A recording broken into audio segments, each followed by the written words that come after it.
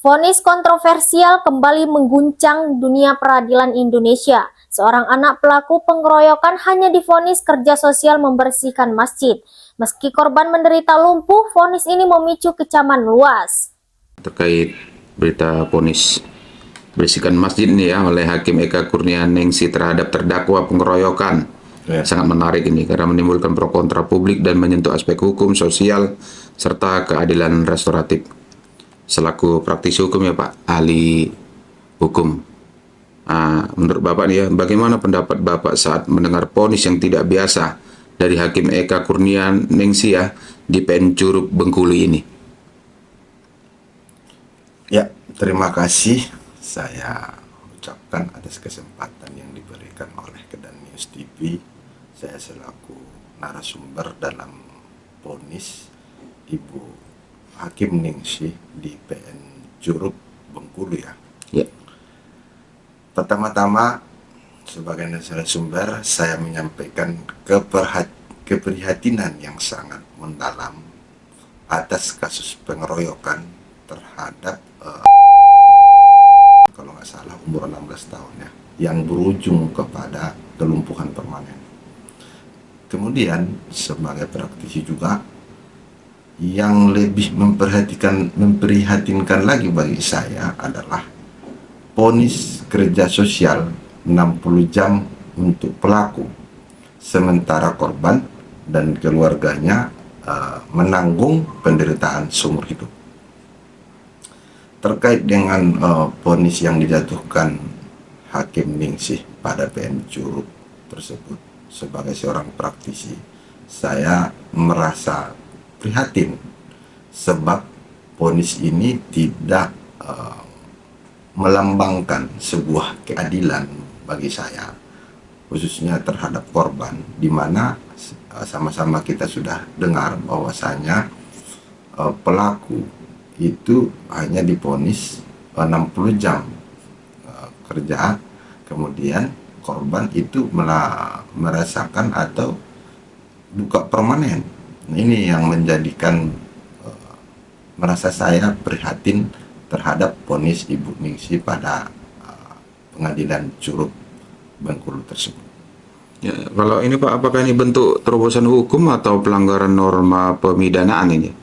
Menurut saya selaku praktisi ini bukan terobosan hukum, tapi ini adalah sebuah kesengajaan yang dilakukan oleh Hakim Ningsih pada PN Curug Bengkulu tersebut. Sebab begini,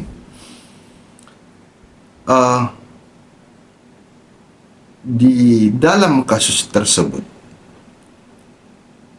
Hakim Ningsih ada menjatuhkan hukuman terhadap dua orang pelaku, satu pelaku utama, satu pelaku subsidiar, di mana pelaku utama itu divonis dengan hukuman 2 tahun penjara dengan restitusi 90 juta. Sementara pelaku subsidiar itu dihukum 60 jam membersihkan, kemudian dengan restitusi 300.000.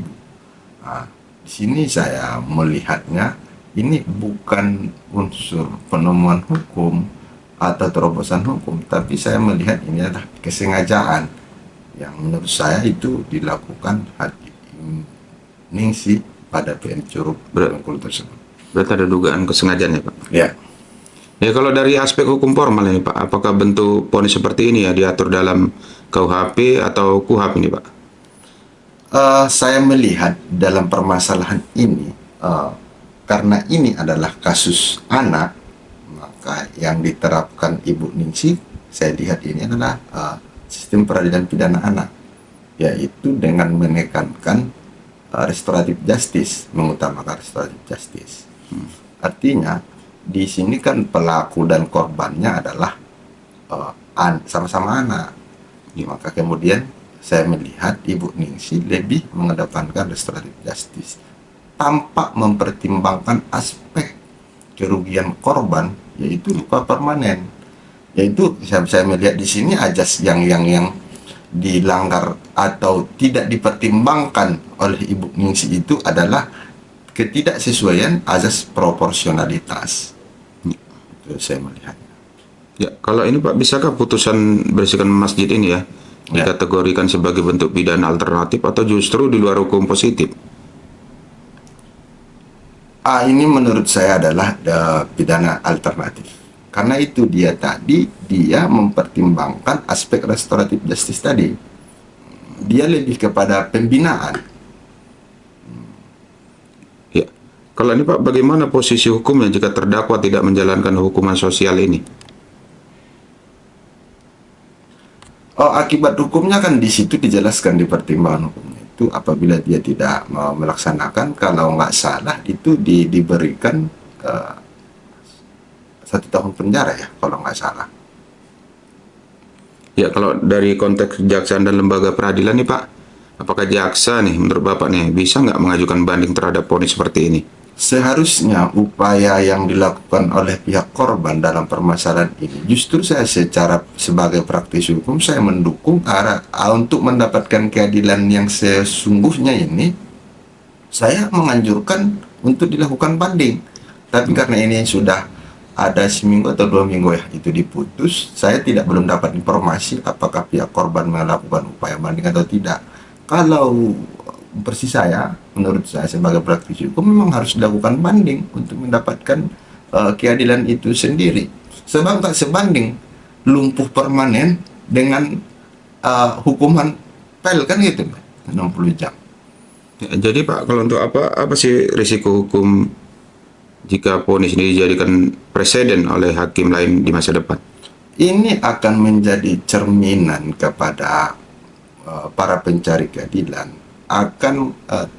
Pertama akan ketidakkonsistenan daripada penegak hukum dalam hal ini menjadi hakim dalam menjatuhkan putusan. Kedua, ini akan merusak citra kepercayaan masyarakat terhadap penegakan hukum di Indonesia. Dan ini akan menjadi presiden untuk kemungkinan hakim-hakim selanjutnya. Kalau ini Pak, ada nggak batasan kreativitas hakim dalam menjatuhkan vonis ini Pak? Batasan kreatif pada prinsipnya mereka diberikan kewenangan, tapi dia harus merujuk pada peraturan perundang-undangan yang berlaku, termasuk jurisprudensi dan berdasarkan keyakinan hakim. Ya. Ini kalau mengacu kepada restoratif justice dan inovasi hukum ya Pak, apakah ini bisa disebut sebagai bentuk restoratif justice ini Pak atau RJ ya? Menurut saya ini tidak bisa digolongkan sebagai restoratif justice. Sebab begini, karena saya melihat Hakim Ningsi dalam permasalahan ini tidak mempertimbangkan aspek kerugian korban. Kan korban di sini lumpuh permanen. Makanya saya lihat di sini beliau Hakim Ningsi ini tidak mempertimbangkan aspek itu. Kan ini seolah-olah restoratif justice ini berlaku kepada pelaku, sementara pihak korban tidak dipertimbangkan. Mereka harus menderita seumur hidup karena luka permanen. Jadi Pak, kalau peran MA atau KY ya dalam menanggapi putusan seperti ini seperti apa nih Pak? Kalau menurut Bapak? Menurut saya khususnya Komisi Yudisial harus aktif melihat permasalahan ini. Artinya permasalahannya khususnya terkait dengan disparitas antara putusan pelaku utama dengan putusan pelaku subsidiar. Karena di sini kan sudah jelas, di situ dengan permasalahan yang sama, dengan peristiwa yang sama, ada yang diputus 2 tahun, ada yang diputus 60 jam membersihkan. Kan ini ada disparitas di situ, termasuk dia restitusi. Ada yang 300.000, ada yang 90 juta dengan kasus peristiwa hukum yang sama. Saya mendorong bahkan kepada Komisi Yudisial agar aktif melihat dugaan-dugaan pelanggaran yang dilakukan oleh Hakim Ningsi. Jangan lupa Hakim Ningsi ini kalau tidak salah satu hakim yang sudah memiliki sertifikasi SPPA. Kan patut kita pertanyaan terkait dengan status sertifikasi dia itu. Kalau ini Pak, apakah vonis seperti ini bisa memperbaiki hubungan antara pelaku dan masyarakat nih Pak? Saya melihat di sini tidak akan menurut saya korban tidak akan mendapatkan keadilan atau dia tidak akan merasa ikhlas karena tidak sebanding. Dia kan harus menderita seumur hidup cacat permanen. Sementara pelaku hanya dihukum 2 tahun dan dihukum 60 jam bersihkan masjid itu ya. Kalau kita bicara nih Pak tentang opini, etika, dan persepsi masyarakat lah nih. Sebagian masyarakat menilai vonis ini bijak dan mendidik. Tapi sebagian masyarakat menilai vonis ini bijak dan mendidik. Tapi sebagian lain menganggap ini tidak tegas. Kalau ditanya Pak, Anda di posisi mana? Menurut saya ini keputusan yang tidak bijak. Kenapa? Karena tidak mengakomodir kepentingan daripada pelaku dan korban, khususnya korban. Tidak mempertimbangkan aspek itu tadi. Dia korban lumpuh permanen seumur hidup. Itu tidak dipertimbangkan. Bahkan itu tadi, restitusinya hanya 300.000. Apakah vonis seperti ini berpotensi Pak melemahkan wibawa hukum atau justru membumikan keadilan? Bagi saya ini akan berpotensi ya merusak citra keadilan ataupun citra penegakan hukum yang berkeadilan dan berkepastian di negara kita ini. Ya, bagaimana Pak sebaiknya ini aparat hukum menyikapi inovasi-inovasi di ranah vonis seperti ini? Saya kira ini sebagai presiden atau sebagai pelajaran lah kepada penegak hukum agar ke depan dalam mempertimbangkan segala sesuatunya, khususnya bagi penegak hukum hakim, agar lebih mempertimbangkan aspek-aspek keadilan, tidak hanya sebatas mempertimbangkan aspek-aspek kepastian hukum, apalagi harus mempertimbangkan kaum lemah untuk kemudian keadilan itu dapat dirasakan oleh para pihak. Kita jangan lupa di setiap putusan pengadilan itu ada irah-irah namanya demi keadilan berdasarkan ketuhanan yang Maha Esa. Hukum, bagi saya hukum itu adalah keadilan. Bagi saya seharusnya setiap ada putusan ya itu harus memang mencerminkan keadilan. Tapi dalam hal ini saya melihat aspek keadilannya belum terpenuhi. Sebagai penutup nih Pak, apakah kita membutuhkan pembaruan hukum untuk mengakomodasi hukuman non penjara seperti ini?